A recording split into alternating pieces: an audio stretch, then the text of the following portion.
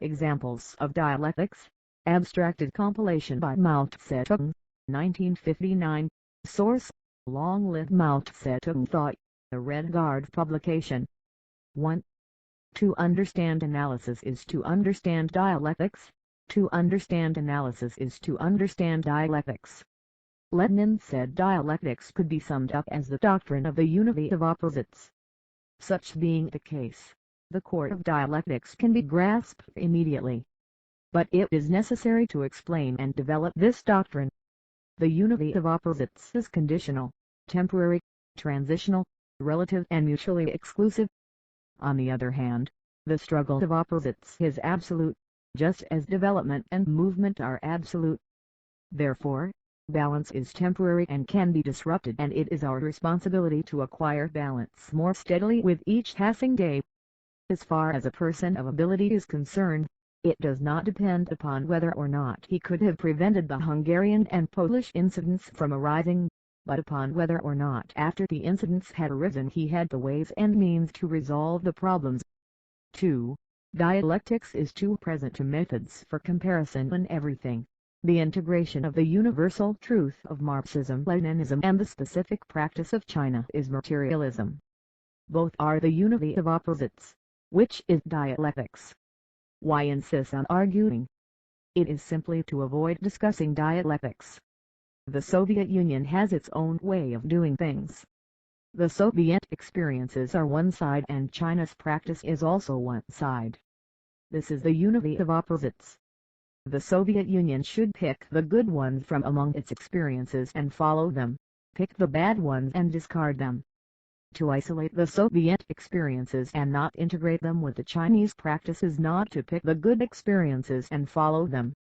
If one publishes a newspaper and argues in the same way as Pravda, which is not analytical, he will be like a 3-year-old child, which needs support everywhere, inasmuch as it has lost its independent thinking. In everything, it is necessary to present to methods for comparison. This is dialectics. Otherwise, it will be metaphysics. 3. Dialectics is to study the main trend and the side issues, the essence and the outward appearance. Dialectics is to study the main trend and the side issues, the essence and the outward appearance. In contradictions there are principal contradictions and secondary contradictions. In the past, such errors as anti-venturesome advance arose because we did not grasp the principal contradictions and the essence and tried to solve the secondary contradictions as principal contradictions, and because we took the side issues as the main trend and did not grasp the essence. The State Council and the Political Bureau of the Central Committee held meetings and solved many isolated questions, but they did not grasp the essential questions. At this meeting we brought up many questions from the past for consultation and resolution. 4. To examine the question it is necessary to consider the essence and the main trend. Marxism tells us that to examine the question, it is necessary to consider the essence, the main trend and the line. This is to see whether or not he builds socialism at home, opposes imperialism internationally and works for internationalism within the socialist camp. These 3 items constitute a line. As members of the Chinese Communist Party, we also are a party which opposes imperialism and is for socialism and internationalism. So are the Soviet Union and the other socialist countries. These aspects manifest the essence of the Marxist-Leninist line. We can make a comparison to see if they are steadfast or not. Take Tito. Is he steadfast? It seems to me that all 3 items are lacking in the things that he does. He does not want any part of anti-imperialism. He is always talking about how good American imperialism is and how bad the Soviet Union. Island 5. The unity of opposites and mutual transformation. All provinces, municipalities and autonomous regions should call meetings once every 2 months to review and sum up their work. They should call small meetings of several persons or a dozen or so persons. In the coordination and cooperation aspect they also can hold a meeting every 2 or 3 months. Many changes can occur in a movement and it is all the more necessary to exchange information. The meetings are for the purpose of harmonizing the rhythm of production. Work and production should have rhythm. One wave comes in as another crests. This is the unity of the opposites of high speed and low speed. Wave-like advances under the general line of going all out, aiming high and achieving greater, faster, better and more economical results is the unity of the opposites of high speed and low speed, as well as the unity of opposites of labor and rest. If there are high speed and labor only, it will be one-sided. If it is labor alone and no rest, then how can it be? In doing anything there has to be a period of high speed and a period of low speed. In fighting the war in the past, there had to be periods of consolidation, replenishment and rest between two campaigns. It would be impossible to fight one campaign after another. In fighting the war there also has to be a tempo. The Central Soviet area was 100% Bolshevist. It objected to consolidation and advocated resoluteness, fearlessness, firmness and daringness, pressing forward in victory and making a direct attack on Tse-Tung. How is it possible? Hard battle and rest and consolidation are the unity of opposites. This is the law. They also are mutually transformable. There isn't anything that is not mutually transformable. High speed turns into low speed and low speed turns into high speed. Labor turns into rest and rest turns into labor. Rest and consolidation and hard battle are also like this. Labor and rest and high speed and low speed also have identity. Rest and consolidation and hard battle also have identity. Getting out of bed and going to bed are also the unity of opposites. An old saying goes, "He who has slept for a long time thinks of getting up." Sleeping transforms into getting up and getting up transforms into sleeping. Opening the meeting transforms into closing the meeting. Once a meeting is opened, it immediately embraces the factor of closing the meeting. This is just what Wang Shifeng meant when she said, "Though awnings were put up for 1,000 li, there never was a permanent feast." Lin Yu was deeply moved when the feast ended and the guests dispersed.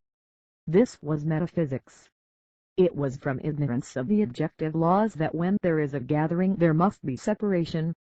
Wang Shifeng did not try to seek the favor of Lin, but she said, "Though awnings were put up for 1,000 li, there never was a permanent feast." Nevertheless, that was dialectics. This is the truth. It cannot be decided by man. It should be decided by whether it is the truth or not. After a meeting is closed, problems pile up and transform into opening the meeting. After unity has been implemented for a while, there will be a difference in opinion and it will transform into a struggle. When differences arise, disunity begins anew. It is not possible to have unity every day or every year. When unity is talked about, then there must be disunity. Disunity is unconditional. Sometimes there still is no unity even when unity is talked about. Therefore, it is necessary to do something in order to attain unity. To talk all the time about unity, and never about struggle, is not Marxism. Unity must go through struggle before unity can be attained. This is the same within the ranks of the party, class or people. Unity transforms into struggle and again into unity. One cannot talk about unity alone without talking about struggles and contradictions. The Soviet Union does not talk about contradictions between the leadership and the left. Without contradictions and struggles, there will be no world, no development, no life, no anything. To talk all the time about unity can be likened to a pool of stagnant water. It is dreary. We must break down the old basis of unity, go through struggle and attain unity on a new basis. Which is better, a pool of stagnant water or the endless flow of the streaming waters of the Yangtze River? The party is this way and so are the people and the class. Unity struggle unity. Then there will be work to do. Production transforms into consumption and consumption transforms into production. Production is for the sake of consumption. Producers are not merely for the sake of other workers, but they themselves are also consumers. Marx said that production implies consumption. Production and consumption and construction and destruction are the unity of opposites and mutually transformable. The production of the whole country is for the sake of consumption and the renovation of equipment and installations over a few decades. Seeding turns into harvesting and harvesting turns into seeding. Seeding is to use up seeds. After seeds are sown, they will grow into seedlings. If no seeds are sown, there will be no seedlings. After harvesting, new seeds are sown. Life and death are also mutually transformable. Life transforms into death and lifeless things transform into living things. I maintain that henceforth celebrations be held for people who passed away at over 50 years of age. This is because people inevitably will die. It is a natural law. Grains are annual plants. Every year they live once and die once. Moreover, the more they die, the more they grow. If pigs are not slaughtered, they will become fewer and fewer. Who is going to feed them? The Soviet Union's concise dictionary of philosophy takes upon itself to differ with me. It says that the transformation of life and death is metaphysical and that the transformation of war and peace is erroneous. Who is right after all? Please ask if living things are not transformed from lifeless things. Whence do they come? The earth is composed of inorganic matters and organic matters. All living organisms are converted from nitrogen, hydrogen and 10 other elements. Living things invariably are transformed from lifeless things. Sons transform into fathers and fathers transform into sons. Females transform into males and males transform into females. Direct transformation is not possible. But after marriage, when sons and daughters are begotten, is that not transformation? The mutual transformation of the oppressed and the oppressor refers to the relationship between landlords and capitalists on the one side and workers and peasants on the other. Of course, by oppressor we mean the ruling class, not the people. We are talking about class dictatorship and not about individual oppressors. War transforms into peace, and peace transforms into war. Peace is the opposite of war. When there is no war, it is peace. When hostilities break out at the 38th parallel, it is war.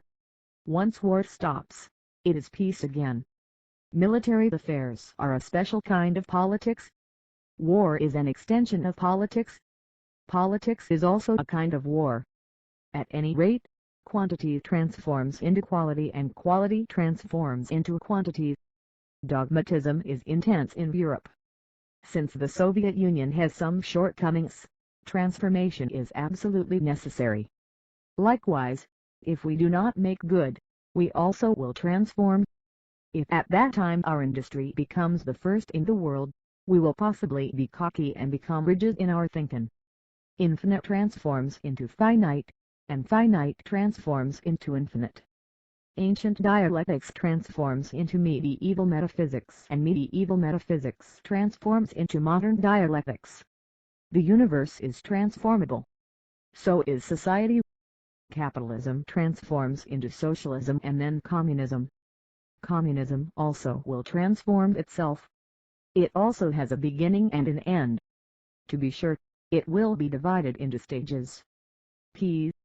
Perhaps it will be given another name. It will not be fixed. If there is quantitative change only and no qualitative change, it will act contrarily to dialectics. There is nothing in this world that does not go through emergence, development and extinction. Shape changed into man and man emerged. The ultimate outcome of mankind as a whole is extinction. Man will possibly change into another kind of thing. By then the earth will no longer exist. The sun will have cooled. Even now the heat of the sun has cooled considerably, as compared with ancient times. In the glacial period, changes occurred every 12 million years. When the glaciers came, living things died in great numbers. Under the South Pole there are deposits of coal.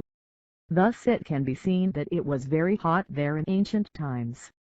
In Yanchang County, fossils were dug out bearing traces of bamboo of the Sung dynasty. In ancient times, bamboo was grown in Yanchang. Now it won't grow there. Things invariably have a beginning and an end. There are only two infinites, time and space. Infinites are composed of finites. All kinds of things develop and change gradually. To talk about all this is to make us think and enliven our thought. It is very dangerous to immobilize one's brains. Leading cotters and cotters at central, provincial, regional and county levels are all very important. All systems included, there are several 100,000 coders. They have to think more. They should not always read classical works, but rather set their brains into motion so as to enliven their thinking. 6. Correct line is formed in the course of struggle with incorrect line. Mistakes will still be made. It is impossible not to make mistakes. To make mistakes is an indispensable prerequisite to the formation of a correct line. The correct line is spoken of in regard to an incorrect line. The two of them are the unity of opposites.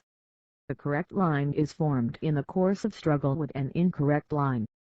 To say that all mistakes are avoidable and that only accuracy is free of mistakes is a viewpoint which violates Marxism-Leninism.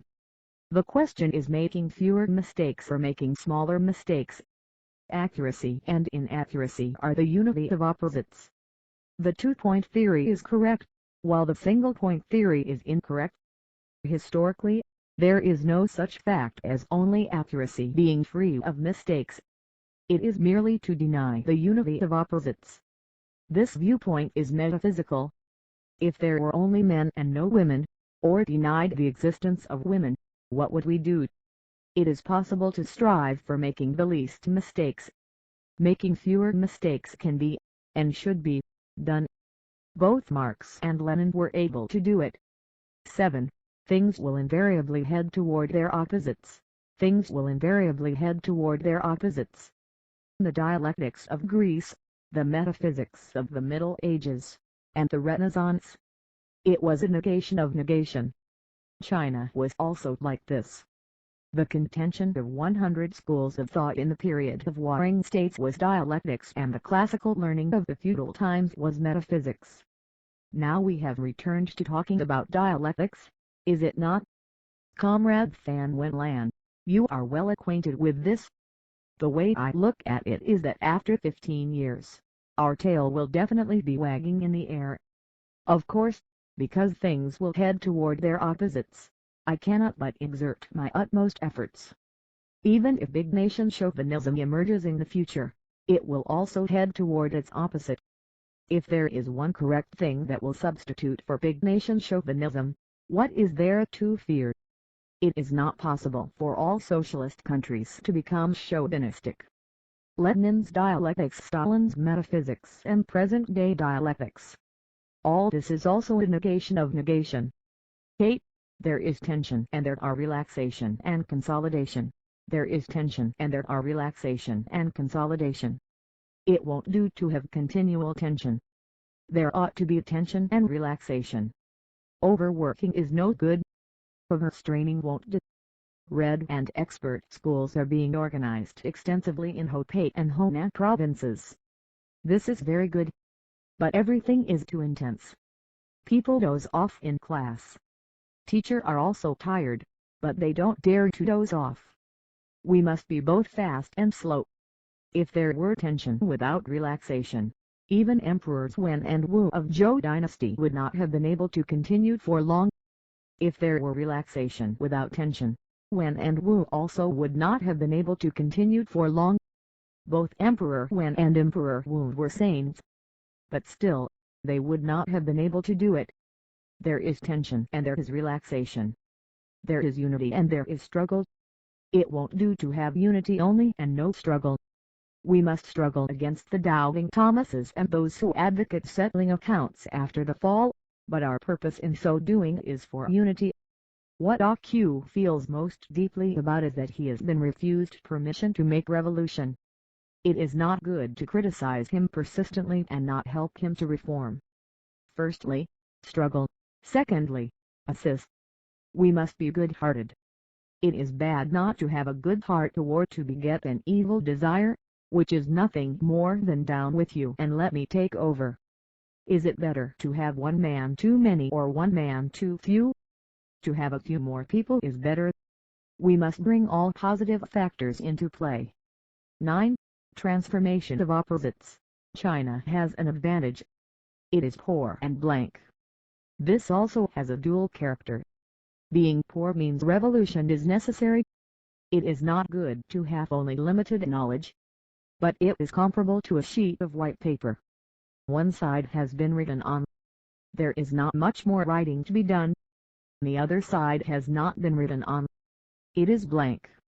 There is much writing to be done, for after a few decades we will be able to catch up with foreign countries. 10. The question of death and life struggle. The question of death and life struggle. There has been 10,000 years of death and life struggle. Should death be held in check or not? It won't do to have no deaths. It won't do either to have nothing but deaths. Like the steel quota, the dead guarantee the key point, while the living stay beyond the key point and do not obstruct it. The system of free public care includes both the dead and the living and takes care of everybody. The two aspects of death and life are centralization and decentralization, which unite and have both. Precisely, the system of free public care is the unity of the contradictions between death and life. That is the principle of assuming arbitrary power and decentralizing some of it. 11. Truths and fallacies are contradictory. Accuracies result from struggles with inaccuracies. Truth and fallacies are contradictory. Accuracies result from struggles with inaccuracies. Beauty and ugliness are contradictory.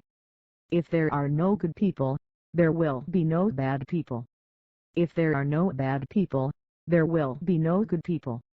If there are no very good people, there will be no very bad people. Fragrant flowers and poisonous weeds. We are not afraid of poisonous weeds. When they have overgrown, everybody will come and dig them out. Truths are developed from struggle with fallacies. In the course of these struggles, good people increase in number and bad people decrease. What are poisonous weeds? I once put the question to Bulganin. Over 100 years ago, tomatoes were poisonous weeds in Europe. I have also said that many historical personalities like Jesus Christ, Galileo, Copernicus, Martin Luther and Sun Yat-sen and communist parties have been considered by people as poisonous weeds. This class may take something as poisonous weeds, while that class may be convinced that they are fragrant flowers. John Foster Dulles, for example, was a fragrant flower of the American bourgeoisie, but people of the whole world regarded him as a poisonous weed. What is Tse-Tung? He was fragrant for a time. During the Great Revolution he was fragrant. During the War of Resistance people shouted, "Long live Tse-Tung!" Generalissimo Tse-Tung is an old friend of mine. All this is the unity of opposites, the struggle of opposites. Only when there is comparison can a distinction be made and development materialize. When there is no comparison, how is it possible to develop and create? Marxism-Leninism has been developed in the course of struggle with the bourgeoisie. 12. Established opposites. There are two kinds of established opposites. One kind has originally existed in society. For example, the rightists. Whether we left them loose or not is a question of policy. When we decided to organize a frank airing of views, we let them out to serve as opposites and mobilized the laboring people to debate with them, oppose them and knock them down. There were many rightists among primary school teachers. Of the 300,000 rightists, primary school teachers consisted almost one-half. Opposites did exist in the persons of the 300,000 rightists. We have let them loose so as to educate the people and enable the people to analyze them. The other kind of established opposite does not exist in nature, but it possesses material conditions. For example, after building a dam, we can employ artificial methods to establish opposites so that the level of the water can be raised or lowered to generate power or to sail a boat. Putting a factory into operation is also an artificially established opposite. The Incheon steel mill was constructed by the Japanese. The Chongqing motor vehicle plant was new, It is an opposite established by the people. What nature does not have can be built artificially, but there must be a material basis. Satellites are launched into space artificially. They can be sent into space once the laws governing them are found. We are objectivists and are not afraid of secession, because secession is a natural phenomenon. It seems to me that the secession of Vyacheslav and Molotov was to the advantage of the Soviet Union. The secessionist endeavors of Chen Tse-Tung, Lo Chong-lung, Chong Ku-open and Ko Kang were to our advantage, and the Watming line once and again and the left deviationist line thrice during the Civil War period have educated our party. These many opposites all have their advantages. Of course, it is not necessary to create Molotov, Ko Kang or Chen Tse-Tung artificially. As long as there is that certain climate he will emerge. There is nothing to fear, though. We must overcome them. So-called optimism is our principal aspect. We also have our worries. When the rightists emerged, could anybody not have worried? I was a bit worried. It was necessary for me to talk about the art of leadership so as to turn a bad thing into a good thing. If earlier one had the foresight, he could have prevented it from occurring, or after it had occurred, turned it into a good thing. We will not be afraid if among the 12 million party members there are 20,000 or 30,000 who possess awareness and foresight. What is there to be afraid of, anyway? It won't do to be afraid. We will strive for not having to fight a world war. But if we have to fight, we will not be afraid. The general policy is to take warning from the past in order to be more careful for the future, to treat the illness in order to save the patient. We must allow people who have made mistakes in line to correct those mistakes. Today we are very much united.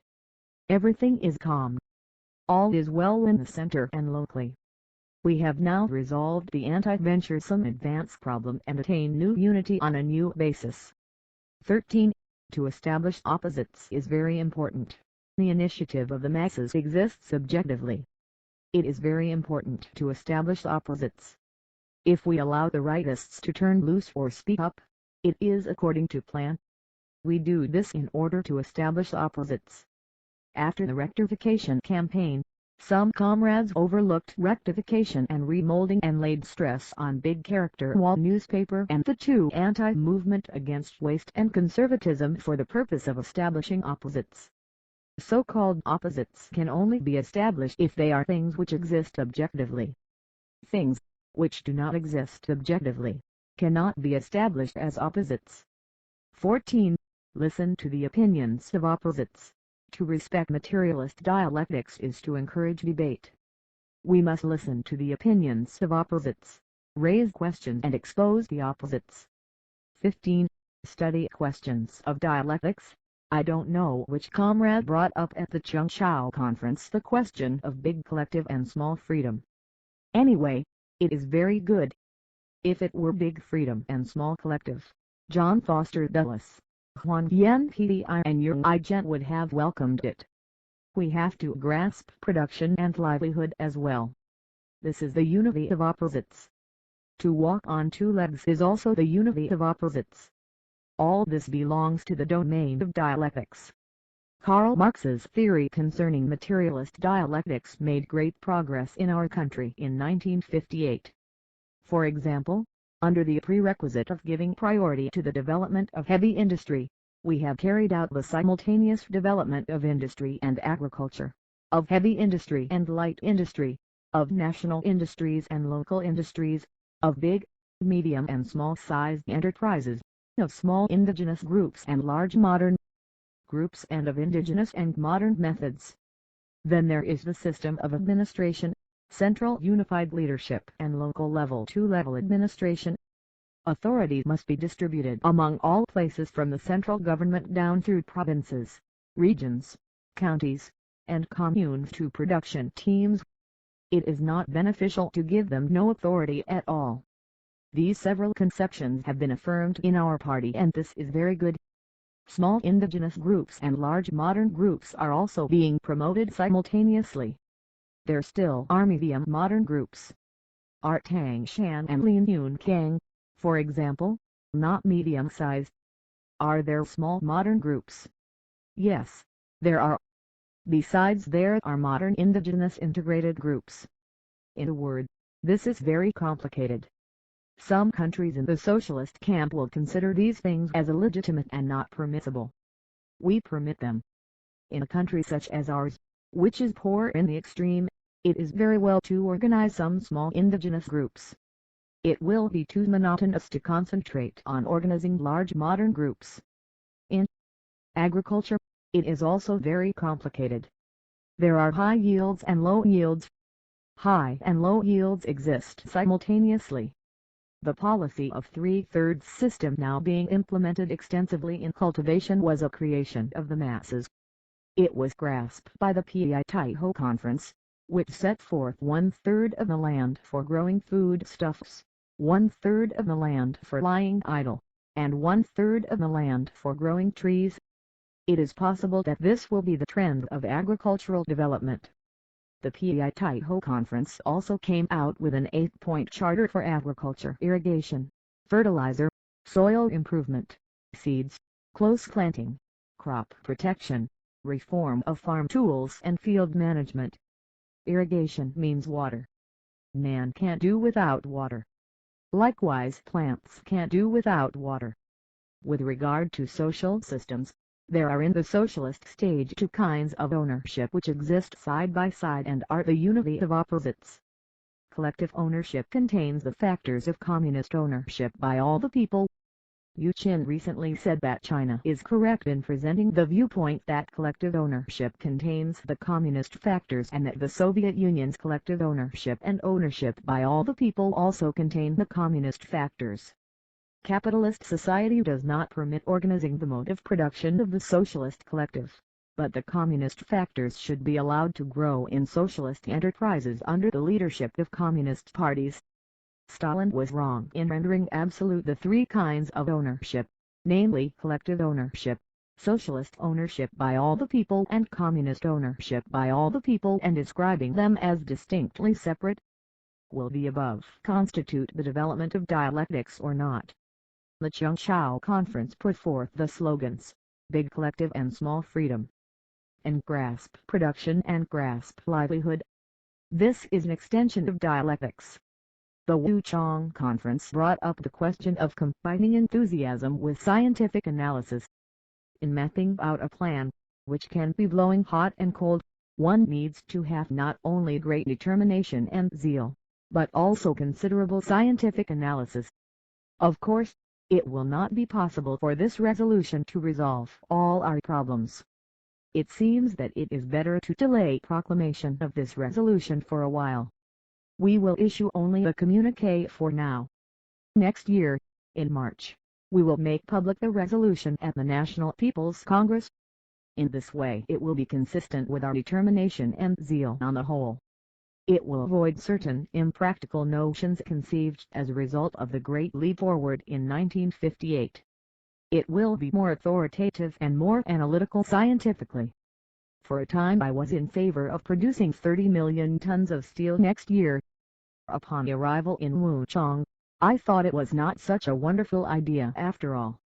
Until then I was worried only about the question of whether there was a need and had not considered the question of whether it was possible.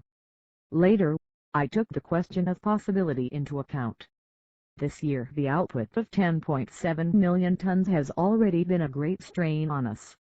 The production of 30 million tons next year, 60 million tons in the year after that, and 120 million tons in 1962 is a deceptive possibility and not a realistic possibility. Now we should cut down the fixed production quota a bit and not set it so high. We should make some allowance and let the practice of the masses exceed our plan. This is also a question in dialectics. The practice of the masses also includes the efforts of us leading potters. If we set the quota a little lower and practice raises it, it is not opportunism. After liberation, steel production doubled again and again. And in this world, from of old this had never happened. How can it be called opportunism? Here there is an international link. The socialist camp led by the Soviet Union is linked up with the international solidarity of the working class of the whole world. On this question we must not try to be the first in line. Nowadays, some counties are struggling somewhat for precedence. In fact, if we must be the first to enter into communism, it should be the Anshan steel mill, Fushan, Liaoning province, Shanghai or Tientsin. It seems shameful for China to be the first to enter into communism. Besides, whether there is a possibility or not is also a question. The scientists of the Soviet Union numbered 1.5 million, highly qualified intellectuals several million and engineers 500,000, all more than the United States. The Soviet Union already has 55 million tons of steel, while we still have only this little tiny bit. Their accumulation is ever growing, while we have just begun to build up. That is why possibility is also a question. Khrushchev has served notice that the Soviet Union prepares to enter into communism 15 years from now and that the two kinds of ownership will be merged into one gradually. This is a very good thing. Even if it is possible for us to be the first to enter into communism, we should not do so. The October Revolution was Lenin's undertaking. Are we not all learning from Lenin? What is the sense of hurrying? It is nothing but an attempt to go to Karl Marx and ask for a reward. If that is the case, we will probably commit a mistake on an international question. This also is a problem. We should talk about mutual benefit. Dialectics has been developed substantially and it immediately involves this problem. 16. It is necessary to adopt dialectical methods to treat our comrades. In treating our comrades, regardless of who they are, so long as they are not hostile or subversive elements, we should adopt an attitude of unity and dialectical methods instead of metaphysical methods. What is meant by dialectical methods? It means that we must analyze everything and that we must acknowledge that man invariably will make mistakes and not negate his everything because he has made mistakes. Lenin once said that there is not even one person in the whole world who has not made a mistake. I have committed many mistakes. These mistakes have been useful to me and have educated me. Any one person needs the support of others. A good fellow still needs 3 helpers. A bamboo fence still needs 3 posts.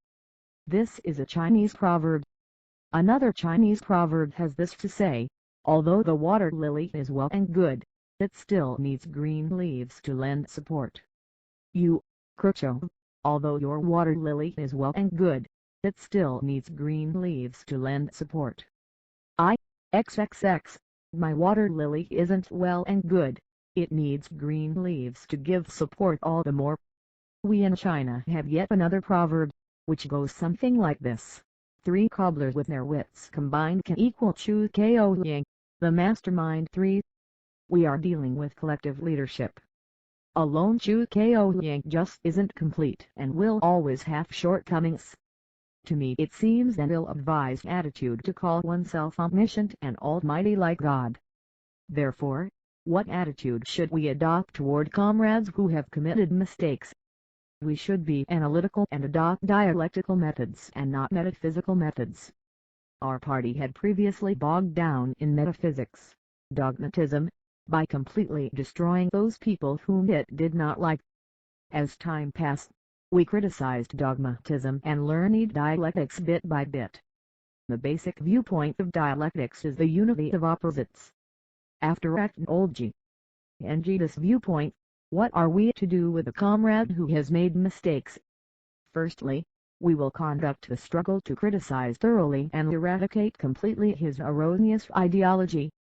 Secondly, we will help him. 1. To struggle. 2.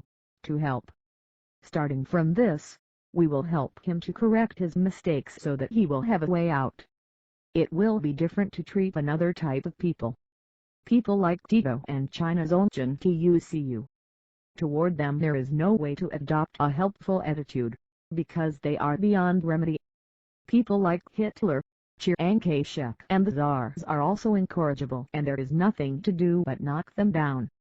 This is because, as far as we are concerned, they are not of a dual nature, but of a soul nature. In the final analysis, it is also like this with regard to the imperialist and capitalist systems. In the end, they will certainly be displaced by the socialist system. The same with ideology. We will substitute materialism for idealism and atheism for theism. This is strategically speaking. Tactically, it will be different. It will be necessary to make compromises. In Korea, on the 38th parallel, did we not make compromises with the Americans? In Vietnam, did we not make compromises with the French? In every tactical stage, we must be skilled in conducting struggles and at the same time in making compromises. Now let us go back to the relationship between comrades. I suggest that where there is estrangement between comrades, they should start negotiations. Some people appear to believe that once they enter into communism they will all become saints, with no disagreement and no shortcomings.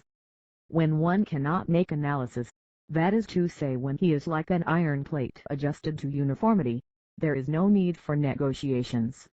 It looks as if once we enter into communism, it won't do unless we are 100% Marxists. In reality, there are various shades of Marxists. There are 100% Marxists, 90% Marxists, 70% Marxists, 60% Marxists, 50% Marxists. Some people are only 10% or 20% Marxists. Can we or can we not hold negotiations within a small circle, say, between two or among several persons? Can we or can we not negotiate, starting from unity and in the spirit of helpfulness? These of course are not negotiations with the imperialists, the beauty negotiations within the ranks of communist people. This time, are we and 12 other countries conducting negotiations or not? Internationally, are 60+ parties conducting negotiations or not? They are in fact conducting negotiations.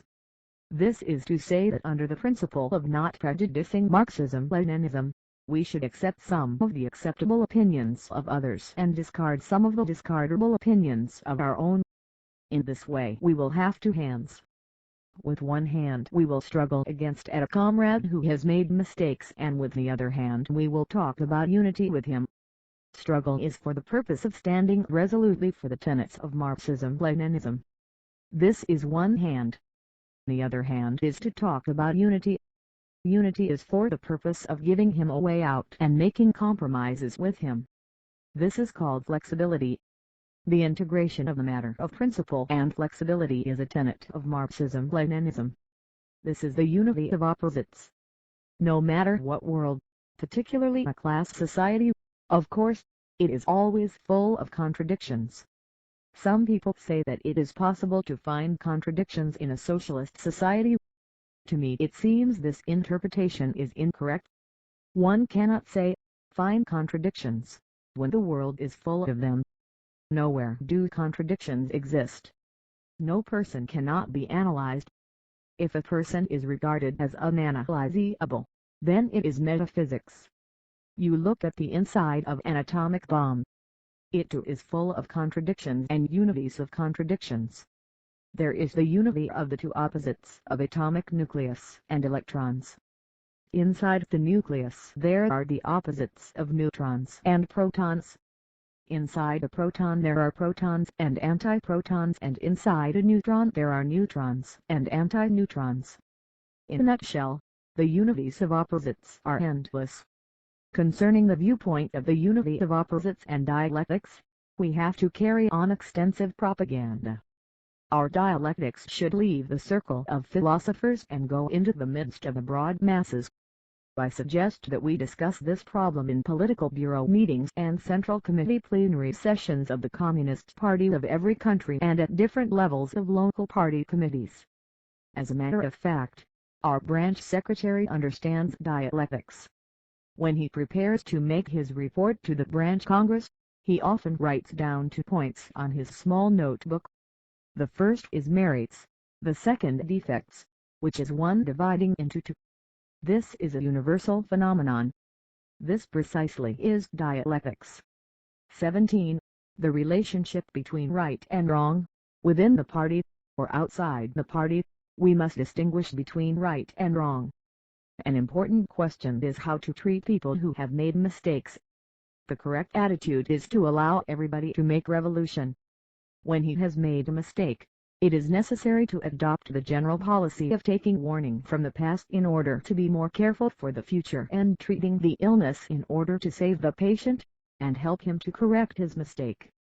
The true story of AQ is a fine piece of writing.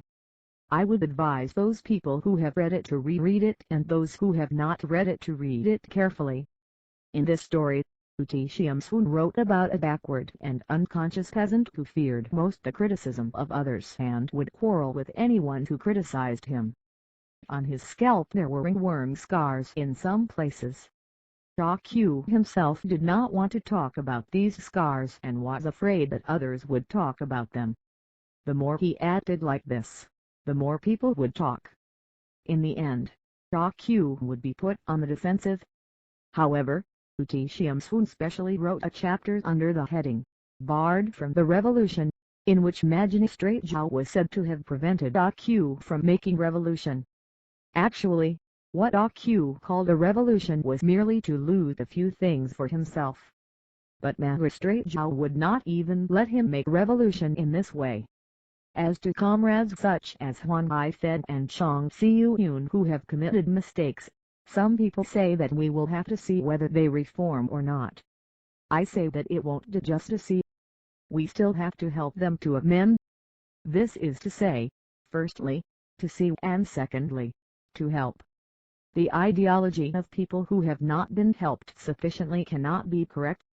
If people make mistakes and you take pleasure in their calamity, then it is sectarianism. This is where Ko Kang had his fall, head over heels. He fabricated things such as a four-man clique and to market stalls. Assuming that these they're true, what he should have done was firstly, to see, and secondly, to help. But he was not ready to do that.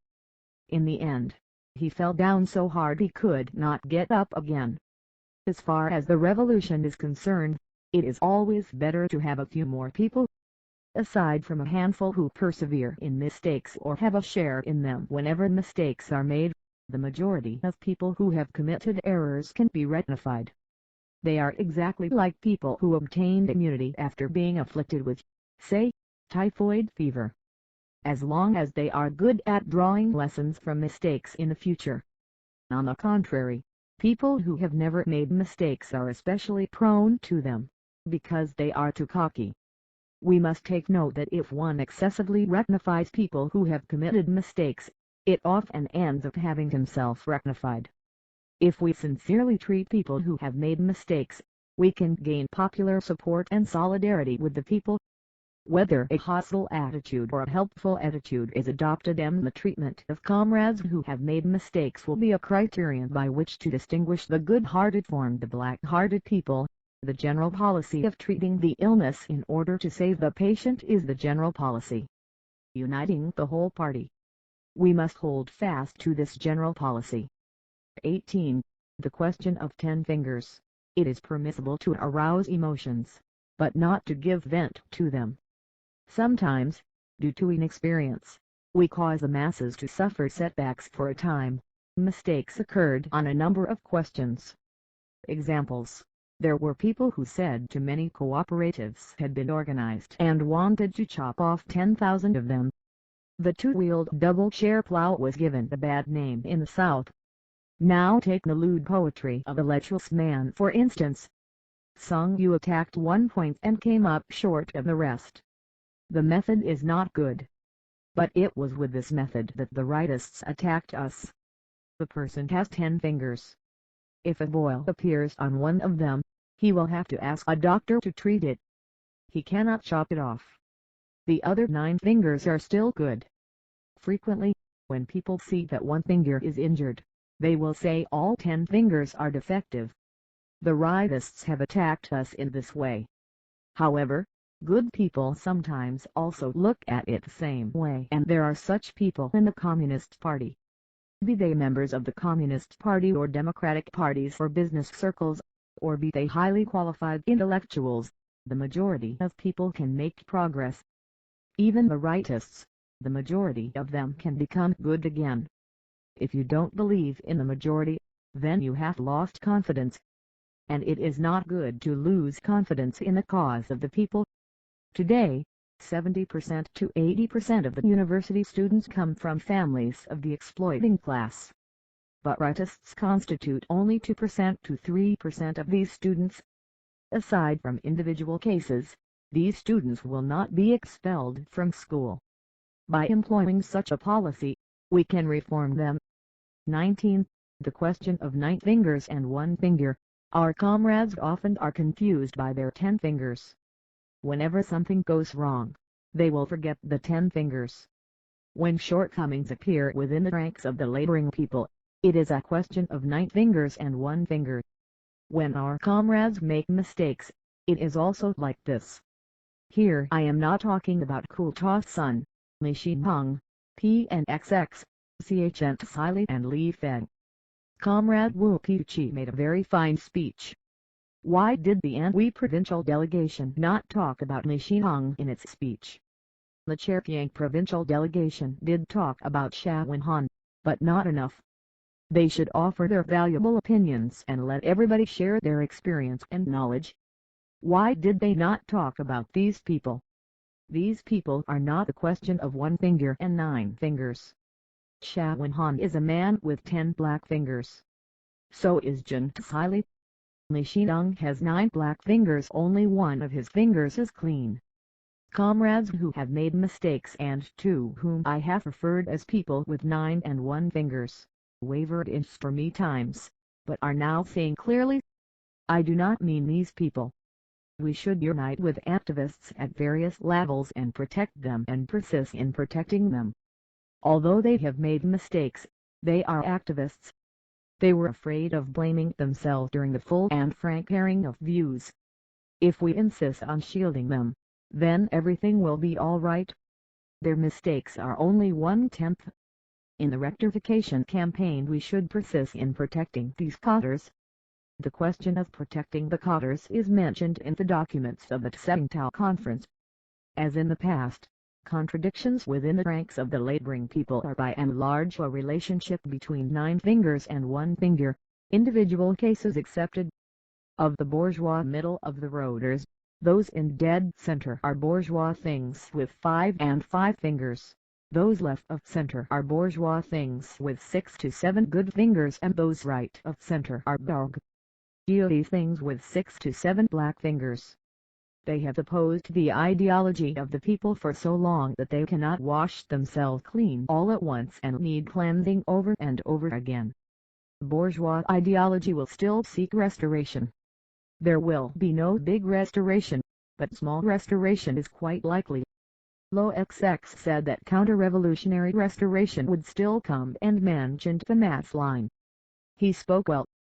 Indeed, the bourgeoisie are also capable of stirring up a storm.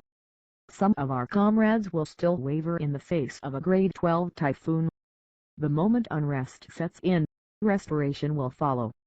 But the whole party has gone through another year of tempering with the experience of last year and should be able to sit tight in its fishing boat in spite of the wind and the waves.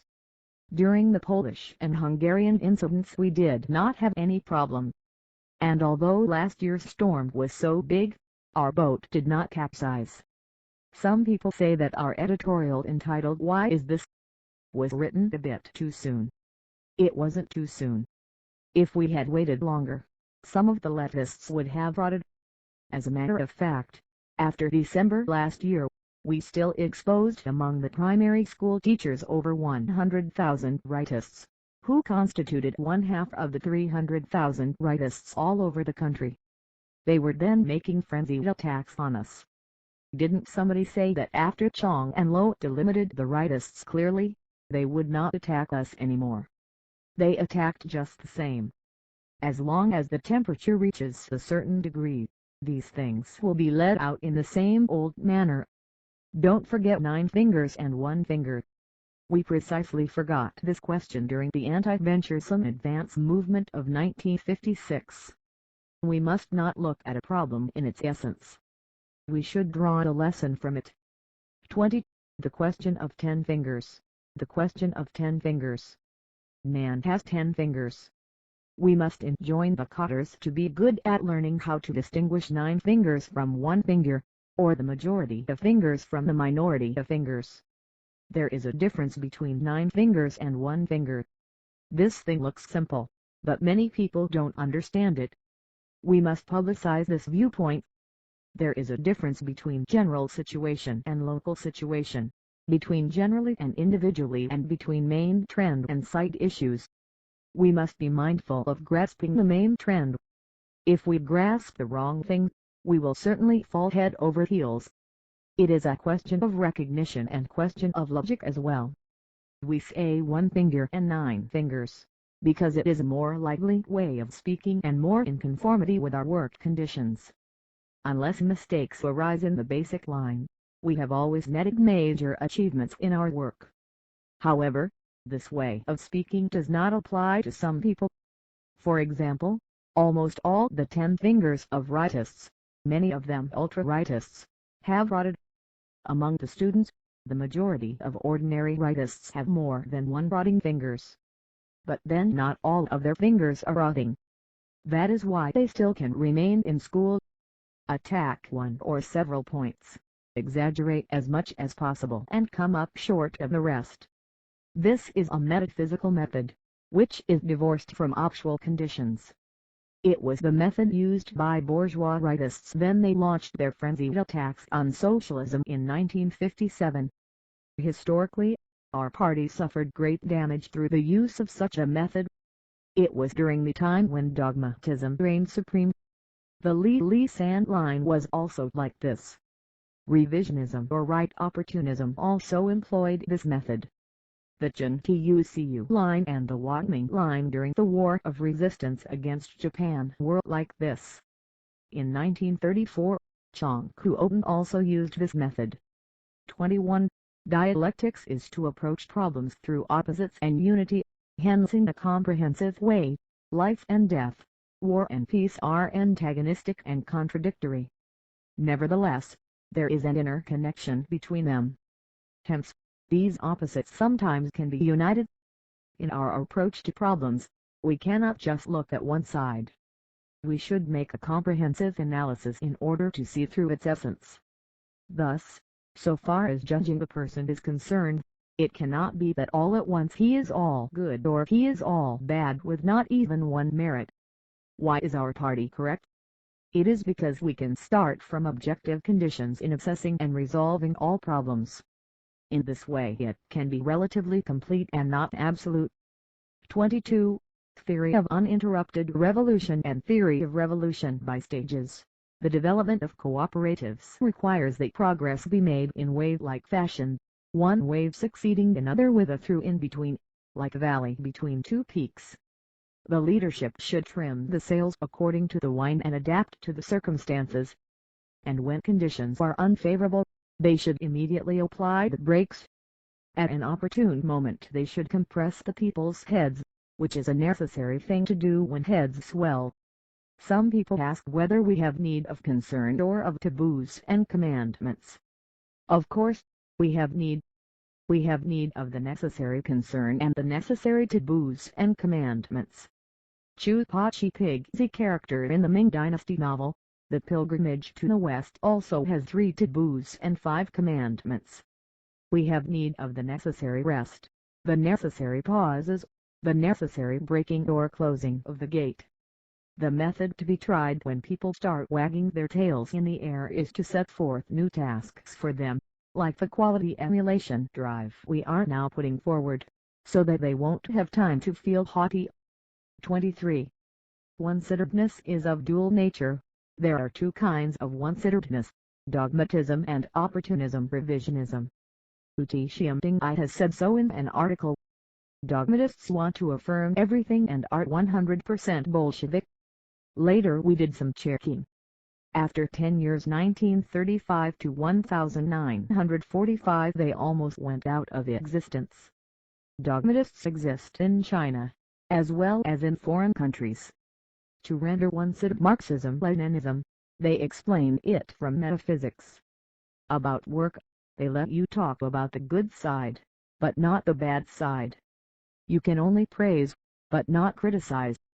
In the encirclement and suppression of Huang I also gave a magnified account of the facts. Now let us lift the encirclement to relieve Huang. There were defects in his writings, but could he not criticize bureaucratism like he did, or talk about people in official circles? In the past we definitely had much knowledge in talking about class struggle, but we also generated some oversimplification and administrative decrees. Earlier, due to urgency in organizing revolutionary struggles, we certainly could not spend a lot of time in discussions to find the solution to problems. That was our mode of action in the period of power seizure. Some comrades have cultivated this working style. It is easy for them who have had only this kind of experience and known only this mode of action, especially those who have engaged in army work for a long time, to commit such faults. The encirclement and suppression of Huang was the same as the Liberation Army transferring a few regiments to encircle the enemy in battle. The other kind of one-sidedness is to negate everything, negate the undertakings of the workers and peasants, negate the struggle of several 100 million people so as to make them lose confidence and render everything dark. This does not correspond with facts. That everything is well in the colossal task of building socialism also does not correspond with facts. Chu Tianfei did a good thing in exposing the shortcomings in cinema work. We must take care to correct all the shortcomings that have already been exposed, but we must point out the one-sided ones. The article by Tse-Tung and 3 others have been mistransmitted. Today, I must say this to their face. I disagree very much with that article. I have said that their loyalty in trying to safeguard the interests of the party and of the working class is sentiments of hatred against poisonous weeds. But after only several months of blooming there have appeared Huang and other monsters and freaks. The opinion is expressed that achievements are few and mistakes are many. Reporting to my lord, something disastrous has happened. A ghost has appeared. Conditions are such that it certainly doesn't look like it's going to reach the end of the day. Now, this is an incorrect appraisal of the situation and an expression of doubts about the general policy of the party. The method followed here is oversimplification. It doesn't have the power to persuade. The method used to criticize Huang is the brief shock method. It leaves people who read it unconvinced. I am unconvinced. I have so far not made the acquaintance of Huang, nor does he have marriage relationships with my sons or daughters. But I am unconvinced. Dogmatism and opportunism are 2 kinds of one-sidedness. One affirms everything and the other denies everything. Both dogmatists and opportunists are metaphysical. However, we must help them to correct their mistakes. This is not just their personal problems. They represent the great number of people. There are dogmatists and opportunists among Communist Party members. Is there none outside the party? There are dogmatists as well as opportunists among 5 million people. Within the Communist Party there are leftists and rightists. This means there are dogmatists and opportunists. Some people say that in writing it is impossible not to be one-sided. There is something to this statement. What I have just said is a lot of Marxist thought, which demands that everybody discard one-sidedness. This is not possible. Also, it does not conform to reality. As a matter of fact, in making criticism, everybody speaks out in accordance with his own experience and standing on one side. But on the other hand, one-sidedness goes against dialectics. Can we or can we not ask that a little more dialectics be used? It is possible or not to popularize dialectics gradually so that more dialectics will be used gradually. I think it can, and should, be done. Day by day, year by year, there will be more people, more writers and professors, who take a more comprehensive approach to problems. That is why I say the existence of one-sidedness is a fact. But I ask that one-sidedness be overcome gradually. Is it so or not? There will be one-sidedness in the future. There still will be. there will be one-sidedness even after 10,000 years. We have to popularize dialectics, and dialectics has to be developed. In a word, I ask that dialectics be popularized step by step so that we will have 600 million dialecticians. With regard to affairs within the ranks of the people, it is necessary to analyze and to reason, not to rely on name-calling, but to practice dialectics. In writing, we must be persuasive. Also, we must not give ourselves bureaucratic airs or act in a bureaucratic manner, considering that we are heads of a ministry or bureau or department. These notions we must discard. We must forget we are officials. We must be on an equal footing with everybody. Your post may be high, but still it won't do when you make a mistake. Wasn't Stalin's post high enough? It wouldn't do when he made a mistake. Some people put on the airs of a veteran by saying, "When I was making revolution, you were still crawling under the table." If you employ that line, people won't like to hear it. As dialectics increases little by little, metaphysics decreases little by little. This will get rid of one-sidedness gradually. 24. Two kinds of one-sidedness. Within the ranks of the Communist Party there are all sorts of people. There are Marxists, who comprise the greater majority. They also have shortcomings, but these are not serious. A portion of the people harbor dogmatic misconceptions. For the most part, these people are loyal and devoted to party and country. Only their method of approach to problems is one-sidedness of the left. When they have put a stop to this kind of one-sidedness, they will have taken a big step forward. Another portion of the people entertains right opportunist or revisionist misconceptions. These people are relatively dangerous, because their thinking is a reflection of bourgeois ideology within the party. They hanker after bourgeois liberalism and negate everything, and their relationship with the bourgeois intellectuals in society is extremely complicated. For several months now, people have been criticizing dogmatism, but have omitted revisionism. Dogmatism should be subjected to criticism. If dogmatism is not criticized, many misconceptions cannot be corrected. Now we should begin to see to it that revisionism is criticized. Dogmatists may head toward the opposites, that is either Marxism or revisionism. In the light of the experience of our party, more dogmatists will head toward the former, while only isolated cases will head toward the latter. This is because they are an ideological faction of the proletariat, which has been affected by the frantic viewpoint of the petty bourgeoisie. Some of the dogmatists who were attacked were in fact people who have made mistakes in their work. Some dogmatists who were attacked were in fact Marxists. They were attacked by certain people who wrongly took them for dogmatists. Real dogmatists have a reason to feel that left is better than right. The reason is that they want to make revolution. However, in terms of factual losses of the revolution, left is not better than right. Therefore, it should be corrected resolutely. 25. The question of red and white joyful events. Sudden changes are the most fundamental laws of the universe. The question of red and white joyful events. When in the past we spoke of coping with possible sudden great changes, we were referring principally to questions of war or disruption within the party. The Chinese people term weddings as red joyful events and funerals as white joyful events. It seems that there is something to it. The Chinese people understand dialectics. Because they will have children after getting married, mothers will split off 3 or 2, or even as many as 10 or 8 of them, much the same as an aircraft carrier splits off airplanes. Too many children are also no good. When a human being gives birth to a human being, it is a joyful event.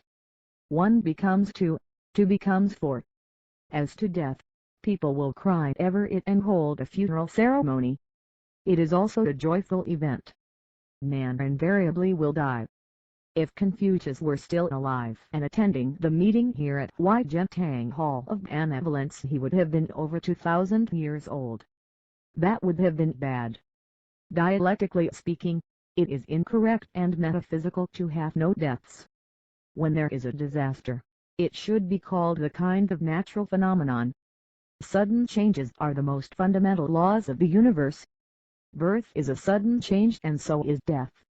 If Chiang Kai-shek dies, we may clap our hands. If John Foster Dulles dies, we will shed no tears. But when new things die, like the defeat of the 1905 Russian Revolution or the loss of our bases in the South, then it is no good.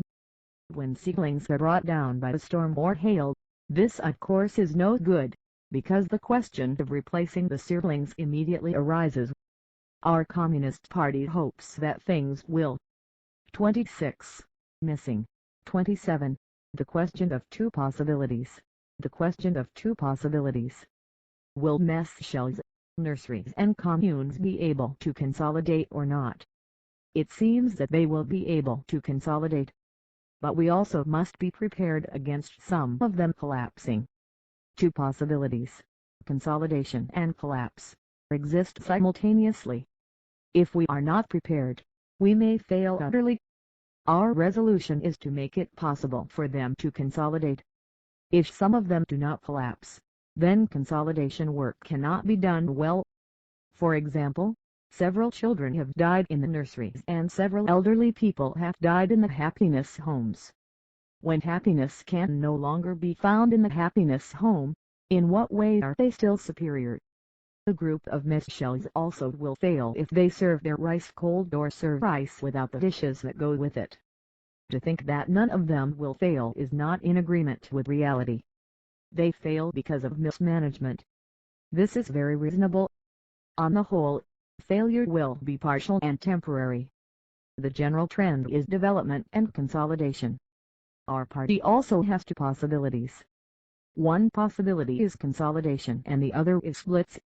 When in Shanghai, one central committee was split into two.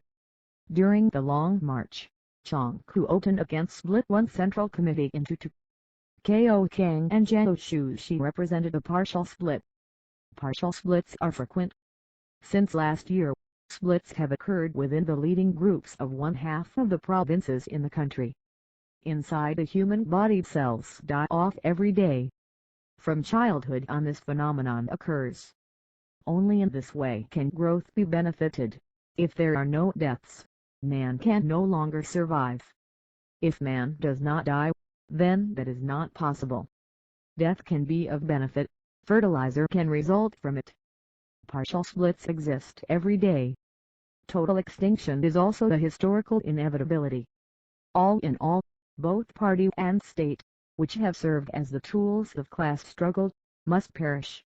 But before the historical task of the party is completed, it is a question of consolidation. We do not hope for splits, but we should prepare against them. If we are prepared, we will possibly avoid big splits. Big and medium splits are temporary. The Hungarian incident was a big split, while the KO and IMO incidents were medium splits. Every party branch is undergoing a change. Some members are being expelled, some are being admitted, some are doing a very good job, some are committing mistakes. It is impossible not to ever undergo a change. Lenin often said that a thing invariably has two possibilities, either victory or extinction. Our People's Republic of China also has two possibilities, victory after victory or extinction. Since Lenin did not conceal the possibility of extinction, the People's Republic must not deny such a possibility. We do not have an atomic bomb in our hands. If the enemy occupies Peking, Shanghai and Wuhan, we will go into the mountains and engage in guerrilla warfare. We will go 10, 20 years backward and return to the Yelnan period. Therefore, we must make vigorous preparations, exert our energies to produce tens of million tons of steel within 3 or 4 years and establish an industrial base so that we will be more consolidated than now. At present our name is quite famous throughout the world. 1. Because of the shelling of Queen Moi. 2. Because of the people's communes. And 3. 10.7 million tons of steel. It seems that because of these several things, our reputation is great. But our strength is not. We are still poor and blank. We have acquired tool of an inch long in our hands, and we have accomplished not a thing, though we now have an inch of iron. Our country is actually weak. Politically we are a powerful country. Economically and militarily we are a weak country. That's why the task before us is to transform from weakness to strength. We must exert our energies to undergo change for the better in 3 years' time. Within 3 years we can bring about only a partial change, and not the basic change. After another 4 years, which makes it 7 years altogether, everything will be better and our reputation will correspond to reality. Now our reputation is great and our strength insignificant. This we must understand thoroughly. Don't start walking on air the moment you are praised by a foreigner or the moment you open a newspaper and see that it is full of accounts of our soaring enthusiasm and our miraculous doings. In fact, good steel amounted to only 9 million tons. Rolled steel production should be figured at 30% less, hence only 6 million tons. We must not deceive ourselves. A lot of grain was produced. After reductions have been allowed, the production in all places was 860 billion catties. We have said it was 750 billion catties. This is to say that they turned up a little more after poking here and there. The 110 billion catties which they turned up have not been taken into account. Nobody suffers if we really have but do not take into account those 110 billion catties. Things will still be there. We were only afraid of being without and so we made the reduction. Granting that there were 860 billion catties, allowances should be made for 1/4 of the output being tuber crops. We might as well make this clear. The meeting should be held in every province, region or county to discuss this problem. Some people don't like to hear what I'm saying, but I insist on talking about this very unfortunate thing. Whether it is the collapse of the communes or public mess shells, splits in the party, divorce from the masses, occupation by the U.S., extinction of the nation, or engagement in guerrilla warfare, we have a Marxist law, which takes care of everything. And that is, all these unfortunate things are temporary and partial. Historically, our many defeats have proved this point. During the Long March, the reduction of our forces from 300,000 in number to a little over 20,000 and that of party members from 30,000 to a few thousand were all temporary and partial. The extinction of the bourgeoisie and imperialism is permanent, however. The setbacks, defeat or extinction of socialism will be temporary because it will be restored before long. Even if restoration is defeated, it also will be temporary. After the Great Revolution of 1927 was defeated, we took up arms again to fight a guerrilla war. Unforeseen wind and clouds may appear in the sky suddenly. Fortune or misfortune may befall man between morn and evening. All of us must be prepared. From of old, men of 70 years have rarely been seen. Man invariably will perish. The person always will die. He cannot live to 10,000 years.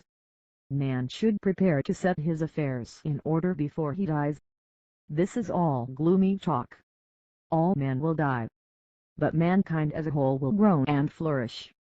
If die we must, we will die. As for socialism, we still want to occupy ourselves with it for a few more years. 28. Two kinds of practical possibilities. There are two kinds of practical possibilities. One kind is realistic possibility and the other kind is unrealistic possibility. If one now wants to go to the planet Mars, it is an unrealistic possibility. However, it can be a realistic possibility in the future. Possibilities are of two kinds. If it is possible to transform into reality, it is realistic possibility. The other kind of possibility is something that is not possible to transform into reality. Like dogmatism in the past, was it not 100% proof? Was it not discarded everywhere? It seems to me that not marrying until production per mood reaches 800,000 catties is also an unrealistic possibility. 29. Wave-like advance is inevitable. Economic construction is not something which does not have the slightest forward and backward movements, but which advances surely and steadily. Construction also can be sometimes a little more in volume and sometimes a little less. The horse gallops sometimes a little faster, sometimes a little slower. Sometimes, one mounts the horse, sometimes he dismounts it. Such conditions are completely possible. This is because, firstly, we are inexperienced, and secondly, our economic construction devolves on circumstances. For example, economic construction was possibly completed at a somewhat faster rate in the past, because conditions of war existed at that time. If war is imminent, then it is imperative that we develop heavy industry on a greater scale. Economic construction proceeds in wave-like fashion with its ups and downs, and one wave chasing another. This is to say that there are balance, disruption, and balance restored after disruption. Of course, wave-like advances cannot be too big. If too big, suddenly it will become a venturesome advance and suddenly it will become a conservative advance. Nevertheless, it is inevitable that economic construction will follow the law of wave-like advances and make progress. If you acknowledge this point, then it will no longer startle you when we make a venturesome advance this year and perform a little less next year. That is all there is to it. Taking it as a whole, our first 5-year plan was correct. 30. Everything has its unity and independence. Now let us talk about the question of the independence of every factory under centralized leadership. Everything has its unity and independence. Man also has his unity and independence. Now that this meeting is going on, it is unity. After the meeting is over, it is independence. Some people will go for a stroll, some will go and read a book, some will go and have their meals. Everybody has his independence. A sense of discipline and a sense of non-discipline are mutually contradictory things. It is necessary to have a sense of discipline as well as a sense of non-discipline. It is necessary to have collectivism as well as liberalism. If we do not give an individual his post-meeting independence, a sense of non-discipline and liberalism, but continue the meeting without break or end, will the people not all die? Therefore, every factory, every cooperative, every person must have its or his independence, an independence that is linked up with unity. We must look after workers in the factories and all peasants in the collectives. This is a big problem, one which concerns 600 million people. We must call the party's attention to this. 31. We want unity and also specifics. We want unity, we also want specifics.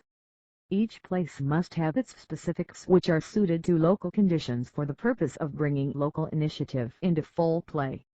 Such specifics will not be Ko Kang's kind of specifics, but specifics in the interests of the collective and indispensable to the strengthening of national unity. 32. We should have the proper initiative and the proper independence. We should all have the proper initiative and the proper independence. Provinces, regions, counties, areas and townships should all have them. The central government should not grasp the provinces and municipalities too tightly, and in turn, the provinces and municipalities should not grasp the regions, counties, areas and townships too tightly. All that can be united should, and must, be united. All that cannot be united should not be united and must not be united by force. The different regions should fight for this right and not be afraid of being given the label of localism. This kind of fight for a right proceeds from the whole interests of the country and not from local interests. It cannot be called localism. Independence sanctioned by the central government is proper independence. It cannot be called assertion of independence. Notes 1. The reference to the leftist line in the CPC during the early 30. In this connection see Resolution on Certain Questions in the History of Our Party SW, Volume 3, pages 177-20 1965, Peking.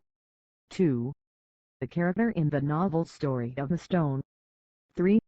Chu Kao-yang 1818-234 Prime Minister of the Shu Han or Minor Han Dynasty, was one of the most famous military strategists of ancient China.